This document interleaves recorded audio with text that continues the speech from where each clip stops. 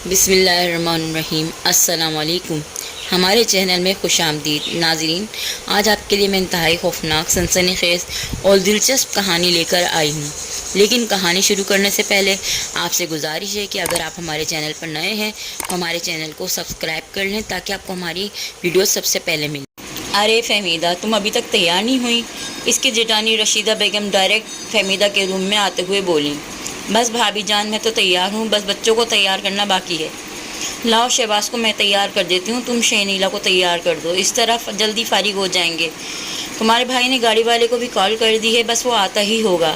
ندیم کے گراج میں گاڑی تھی، وہ لا رہا ہے۔ رشیدہ بیگم کی بات سن کر مسکراتے ہوئے فہمیدہ بولی، ٹھیک ہے بھابھی جان، آپ جلدی سے شہباز کو تیار کریں، میں شہنیلا کو تیار کرتی ہوں۔ اچھا، تم مانو کے بچے کو کیا تحفہ دے رہی ہو؟ بھابھی 5,000 روپے رکھ دیے ہیں لفافے میں، ندیم کے پاس ٹائم نہیں تھا، کچھ تحفہ خرید کر لے آتے۔ میں اپنی دکان سے بھی دیر سے آتے ہیں، آج کل گراج میں کام بہت ہے، اس لیے ہمیں بھی ٹھیک سے وقت نہیں دے پا رہے۔ ہاں بھائی، ندیم کے گراج میں کام بہت اچھا ہے، یہ آ جاتا ہے، تمہارے بھائی جان بتا رہے تھے۔ میں نے تو تمہارے بھائی جان سے کہا ہے کہ اپنی پرائیویٹ جاب چھوڑ کر ندیم کے پاس ہی کام کر لیں، مگر مجال ہے جو سن لیں میری بات۔ ندیم نے کمرے میں آ کر کہا، چلیں بھائی، گاڑی آ گئی ہے، فہمیدہ ذرا ایک گلاس پانی لا دو، میں عمران کو پانی پلا دوں۔ ندیم، میں نے آپ سے کتنی بار کہا ہے، اپنے اس دوست کو آپ نے گراج میں رہنے کی جگہ دی ہوئی ہے، ہر جگہ اس کو ساتھ لے جانا ضروری ہے کیا؟ اب بانو آپا کے گھر بھی، بھائی وہ میرا بہت اچھا دوست ہے، میں دوسرے شہر سے کام کے لیے یہاں آیا ہوا ہے، رہنے کے لیے کوئی ٹھکانہ نہیں ہے، پھر میرا اتنا ساتھ بھی تو دیتا ہے، وہ پورا گراج اسی نے سنبھالا ہوا ہے، اس شہر میں کوئی نہیں اس کا اپنا، اگر ہمارے ساتھ دعوت اٹینڈ کر لے گا تو اس میں کیا حرج ہے؟ تمہیں تو بیر ہے میرے دوست عمران سے۔ رشیدہ ان کی باتیں سن کر بولی، چلو بھائی اب یہ بحث ختم بھی کرو، بانو کے گھر بھی تو جانا ہے، سالگرہ کا وہی تو پروگرام ہے، کون سا شادی ہے؟ نعیم اور رشیدہ کی شادی کو 10 سال کا عرصہ گزرنے کے بعد بھی یہاں کوئی اولاد نہیں ہوئی، بہت علاج کروانے کے بعد بھی کوئی فائدہ نہیں ہوا، جبکہ نعیم احمد کے چھوٹے بھائی ندیم احمد کی شادی کو 8 سال ہوئے تھے۔ ان کے 2 بچے، شہینلا جو کہ 6 سال کی تھی، دوسرا بیٹا شہباز 4 سال کا تھا۔ ندیم اور نعیم کے والدین کا انتقال ہو چکا تھا، دونوں بھائی بڑی محبت سے ایک ہی گھر میں مقیم تھے۔ بڑے بھائی نعیم احمد 80 گز کے ڈبل اسٹوری گھر میں گراؤنڈ فلور کے پورشن میں رہتے تھے اور ندیم اوپر پورشن میں مقیم تھا۔ نعیم احمد ایک بڑے مال میں سیل مین کی ڈیوٹی کرتے تھے، نہ تو ان کی کوئی اولاد تھی، 25-30 ہزار تک ان کی آمدن ان کے لیے بہتر تھی، مگر پھر بھی رشیدہ کو فہمیدہ اور ندیم سے حسد ہوتی تھی، کیونکہ ندیم موٹر مکینک کا پورا کام سیکھ جانے کے بعد شادی سے پہلے ہی گراج کا مالک بن چکا تھا۔ دن رات کی محنت سے آج اس کے گھر کے حالات بہت اچھے تھے، پھر 2 پیارے پیارے بچے بھی تھے۔ رشیدہ کو بہت اندر سے جلن حسد محسوس ہوتی، مگر بظاہر اپنے چہرے میں مسکراہٹ سجائے رکھتی تھی اور لفظوں میں شیرینی گھولے رکھتی۔ ندیم اور فہمیدہ اس کی بہت عزت احترام کرتے تھے، ان کے مشورے کے بغیر کوئی بھی کام انجام نہ دیتے تھے۔ ندیم اور نعیم ایک بہن تھی بانو، جو کہ دونوں بھائیوں کی جان تھی، اور دونوں بھائیوں کی چھوٹی لاڈلی بہن، ان کی شادی میں دونوں بھائیوں نے کوئی کسر نہیں رہنے دی۔ بانو کی شادی کو 7 سال ہوئے تھے، شادی کے 5 سال بعد بانو کی بیٹی وریشا دنیا میں آئی تھی۔ وریشا کے 1 سال پورا ہونے پر بانو نے اس کی سالگرہ کا انتظام کیا تھا۔ دونوں بھائی اپنی فیملی کے ساتھ سالگرہ کا پروگرام اٹینڈ کر کے جب گھر واپس آئے تو فہمیدہ دونوں بچوں کو لے کر فوراً ہی اپنے پورشن میں جا کر سو گئی، جبکہ ندیم عمران کے ساتھ بیٹھا باتیں کر رہا تھا۔ ندیم اور عمران کی بہت اچھی اور گہری دوستی تھی۔ فہمیدہ کو ندیم عمران کی دوستی پر اعتراض ہی رہتا تھا، کیونکہ ندیم عمران کو بہت اہمیت دیتا تھا، اتنا کہ فہمیدہ اور بچوں کو بھی اگنور کر دیتا۔ چائے کا کپ نعیم کے ہاتھ میں دیتے ہوئے بیڈ پر بیٹھ کر رشیدہ بیگم بولی، نعیم برا نہ مانو تو میں ایک بات کہوں، بس یہ مت کہنا کہ میں ندیم کے پاس کام کرنے لگ جاؤں۔ دیکھو رشیدہ، ندیم میرا چھوٹا بھائی ہے، میری عزت بھی بہت کرتا ہے اور احترام بھی، جب میں اس کے پاس کام کروں گا تو وہ میرا سیٹ بن جائے گا، اس طرح رشتوں میں کہیں نہ کہیں فرق آ جائے گا۔ میں اپنی جاب میں بہت خوش ہوں۔ ارے بات سننے سے پہلے ہی تم نے تو مجھے لیکچر دے ڈالا، تم سے کچھ اور بات کرنا چاہ رہی ہوں۔ نعیم کی بات سن کر برے سے منہ بنا کر رشیدہ بولی، میں یہ کہہ رہی تھی کہ میں بانو نے جہاں سے علاج کروایا ہے ہم بھی وہاں سے اپنا علاج کروائیں، کیا پتہ ہمیں بھی بانو کی طرح فائدہ ہو جائے اور ہمارے آنگن میں بھی پھول کھل جائیں۔ نعیم رشیدہ کی بات سن کر بولا، بس بھائی رشیدہ، اب میں تھک چکا ہوں، اب میں کوئی علاج نہیں کرواؤں گا اور نہ ہی کوئی پیسہ خرچ کروں گا، بس سو جاؤ، بہت رات ہو گئی اور لائٹ بند کر دو۔ السلام علیکم بھابھی جان، کیسی ہیں آپ؟ بانو نے رشیدہ کے گھر آتے ہوئے سلام کر کے کہا، بھائی وعلیکم السلام، میں بالکل ٹھیک ہوں، آؤ بیٹھو، اسے تو مجھے دو۔ وریشا، معین نہیں آیا؟ نہیں بھابھی جان، ان کو کوئی کام تھا، بس وہ باہر سے ہی چھوڑ کر چلے گئے۔ میں رکنے آئی ہوں، 2-4 دن یہیں رکوں گی۔ اچھا میں چھوٹی بھابھی سے مل کر آؤں؟ بھائی مل آنا، ابھی چھوٹی بھابھی سے میں چائے بنا کر لاتی ہوں، تم تو کچھ ضروری بات بھی کرنی ہے، رشیدہ بولی۔ اچھا بھابھی جان آپ چائے بنائیں، میں اپنا بیگ چھوٹی بھابھی کے گھر رکھا ہوں۔ چلو ٹھیک ہے، جلدی سے آ جاؤ، میں کل دوپہر کا کھانا تم میرے ساتھ کھانا، کل چھٹی کا دن بھی ہے، نعیم بھی گھر پر ہوں گے، معین کو بھی بلا لینا کھانے پر۔ رشیدہ کی بات سن کر بانو نے مسکرا کر کہا ٹھیک ہے بھابھی جان۔ بانو فہمیدہ سے مل کر وریشا کو بچوں کے ساتھ نیچے چھوڑ کر بھابھی کے پورشن رشیدہ میں آ گئی۔ رشیدہ کے پاس چائے پینے کے لیے جب آئی تو رشیدہ نے پوچھا بانو تم نے جہاں سے اپنے بچے کے لیے علاج کرایا تھا نا، مجھے بھی وہاں لے چلو، ہماری شادی کو 10 سال ہو گئے، اب تک ہماری کوئی اولاد نہیں، تم جانتے ہو کہ اولاد کے بغیر ایک عورت نامکمل ہے، اولاد کتنی بڑی دولت ہے، تمہارے بھائی جان بھی خوش ہو جائیں گے۔ رشیدہ کی بات سن کر چائے پیتی ہوئی بانو کو ایک دم کھانسی آ گئی اور پھندا سا لگ گیا۔ کیا ہو گیا بانو، آرام سے پیو۔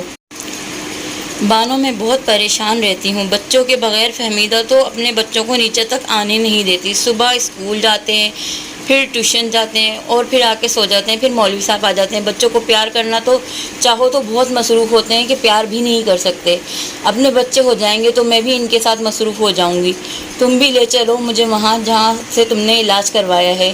رشیدہ کو افسردہ دیکھ کر بانو بولی بھابھی جان ایک شرط پر ہی میں آپ کو بتاؤں گی کہ آپ یہ رازداری سنیں گی اور پردہ رکھیں گی۔ ہاں ہاں بانو تم جس کی چاہے قسم لے لو، میں کسی کو کچھ نہیں بتاؤں گی، بس میں تو اپنی اولاد کا سکھ حاصل کرنا چاہتی ہوں تاکہ میں بھی فہمیدہ کی طرح خوش رہوں اپنے بچوں کے ساتھ۔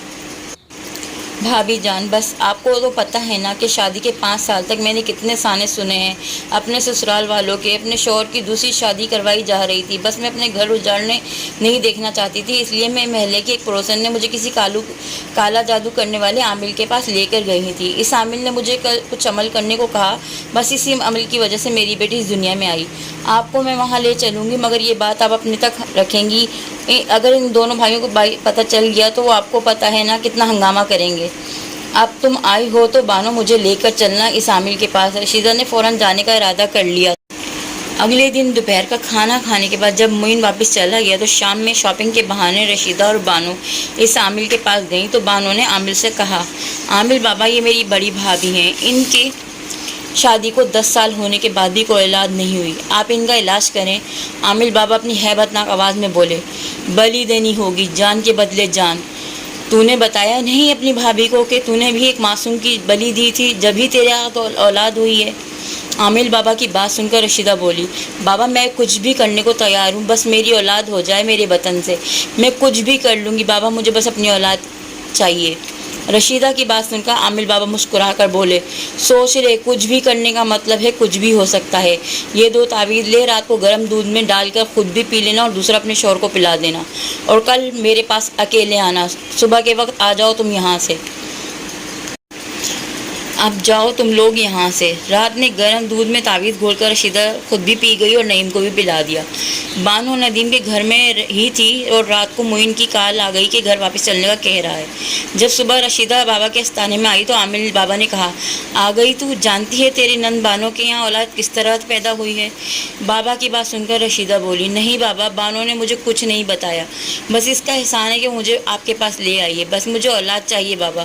بانو کی پڑوس میں ایک عورت حاملہ تھی، میرے علم کے ذریعے بانو نے اس عورت کو تعویذ پلایا اور ایک تعویذ اس کے گھر کے راستے میں دفن کر دیا، اس عورت کا بچہ ضائع ہو گیا اور بانو کو حاملہ ہو گئی، تو بتاؤ تم کر سکتی ہو؟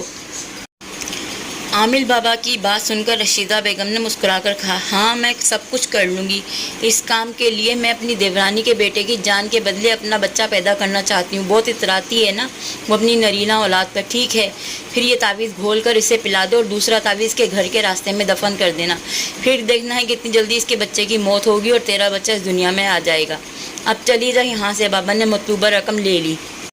جب رشیدہ گھر آئی تو بانو جانے کی تیاری کر رہی تھی، معین اسے لینے آ گیا تھا۔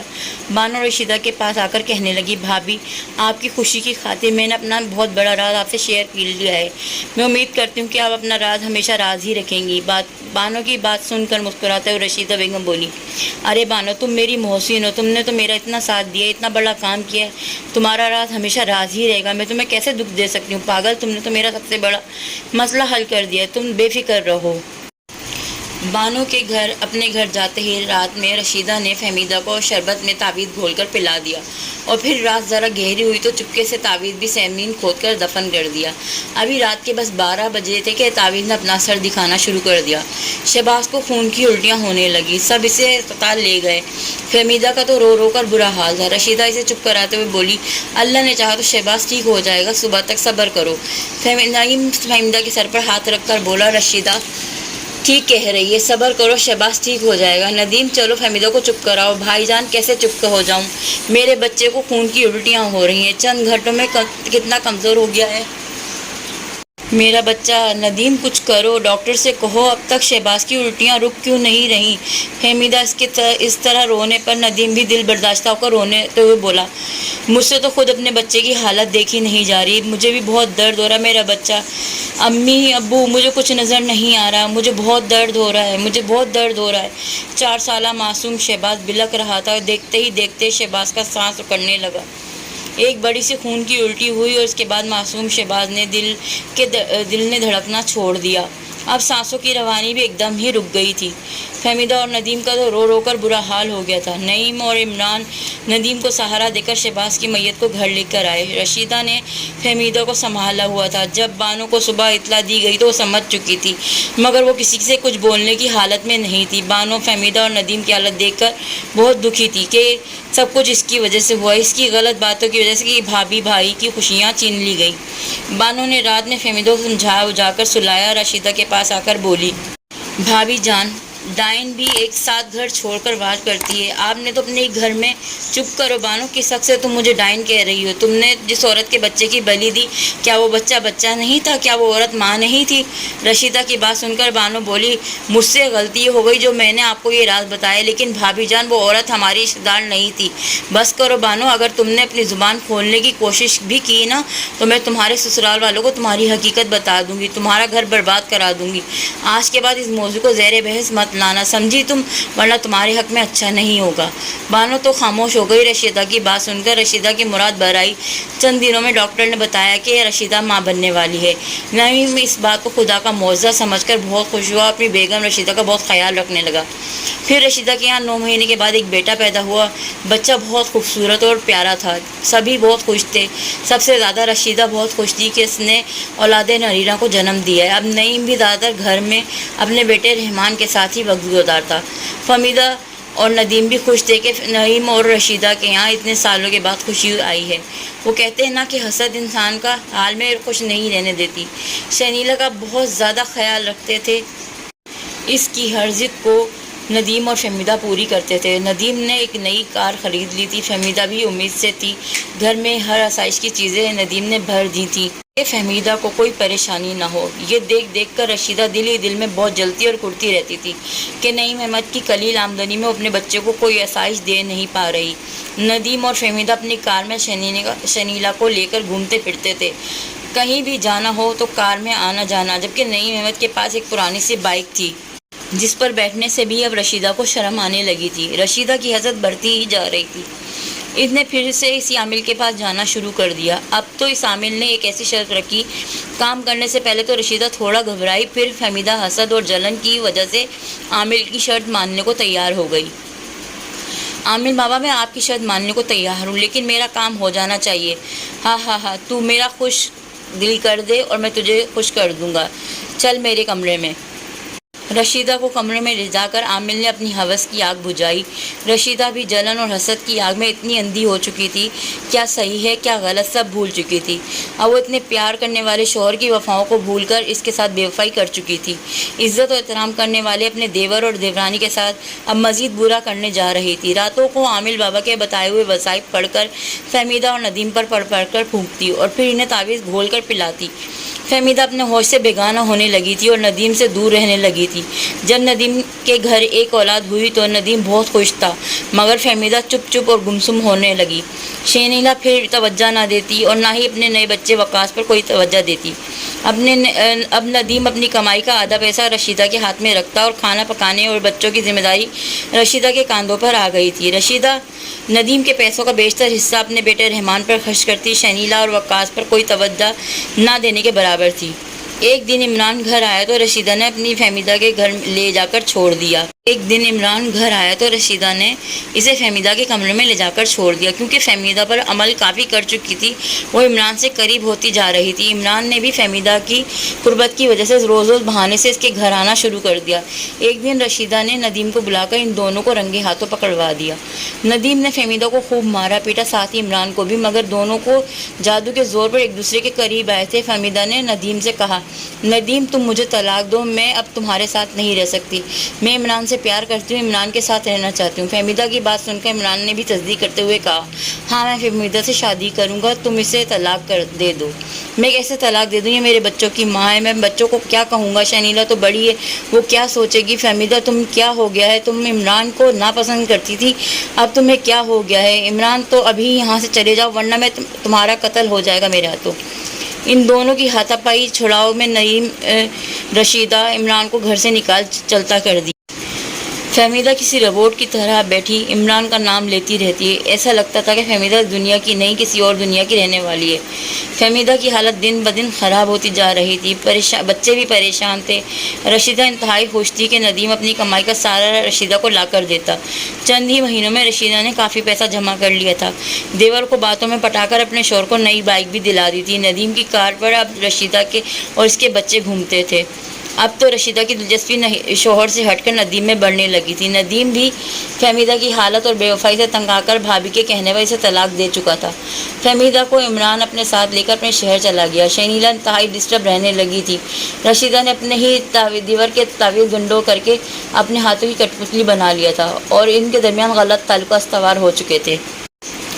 بانو یہ سب دیکھ کر منو آنسو بہاتی مگر کچھ نہ کر پاتی۔ ایک دن جب نعیم پر رشیدہ اور ندیم کی حقیقت آشکار ہوئی تو اس نے ندیم اور رشیدہ کو خوب مارا پیٹا اور خود بھی بہت رویا۔ موقع کی مناسبت سے رشیدہ اور ندیم نے نعیم سے معافی مانگ لی، پھر چھپ چھپ کر دونوں ملتے رہے اور عامل بابا سے تعویذات لے کر رشیدہ نعیم کو گھول کر پلاتی رہی، جس کی وجہ سے نعیم بیمار ہو کر بستر پہ پڑ گیا۔ اب نعیم کی آنکھوں کے سامنے رشیدہ اور ندیم ملتے، پیار محبت سے باتیں کرتے آتے، نعیم روتا رہتا۔ یہ سب دیکھ کر اب سوائے آنسو بہانے کے بچا ہی کیا تھا۔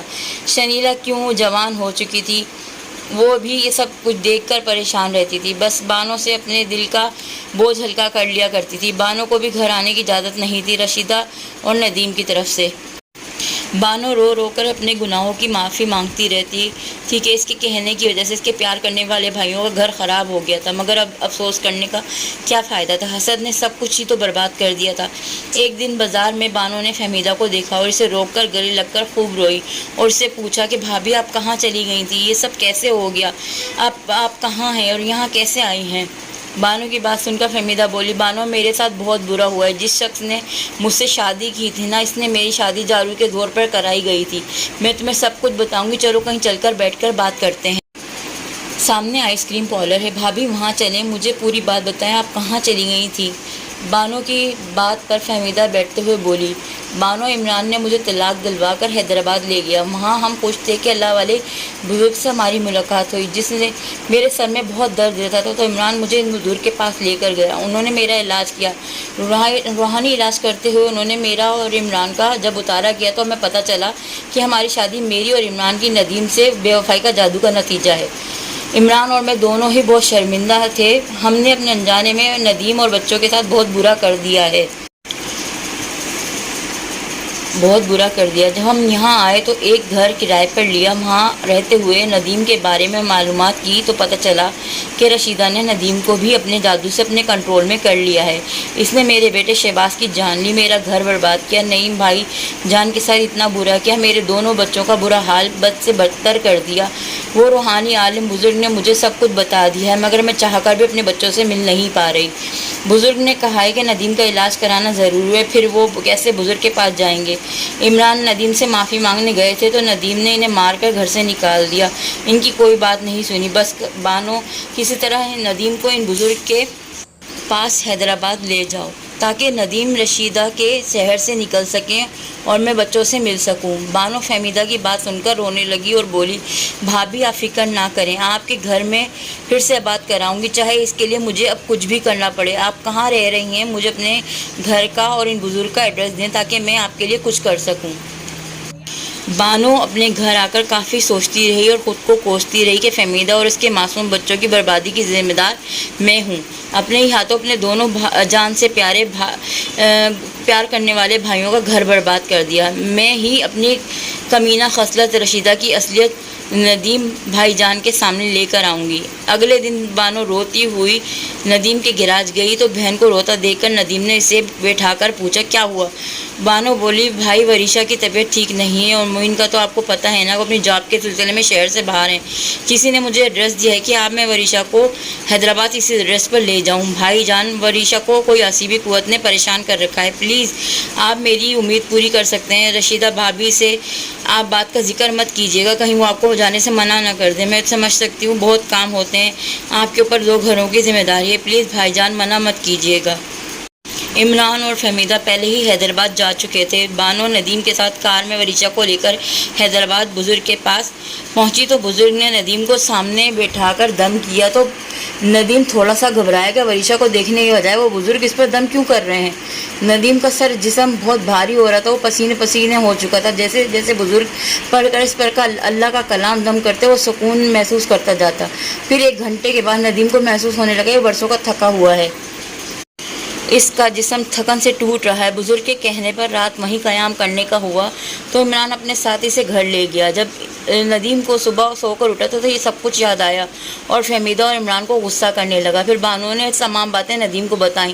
اس کے بعد ندیم کو بزرگ کے پاس لے کر گئے، جہاں بزرگ نے ندیم کو باتوں سے آگاہ کرتے ہوئے رشیدہ کی حقیقت بتائی تو رونے لگا اور اپنے رویے کی سب سے معافی مانگنے لگا۔ عمران بھی رو رو کر معافی مانگنے لگا کہ انجانے میں اس سے بہت بڑا گناہ سرزد ہوا ہے۔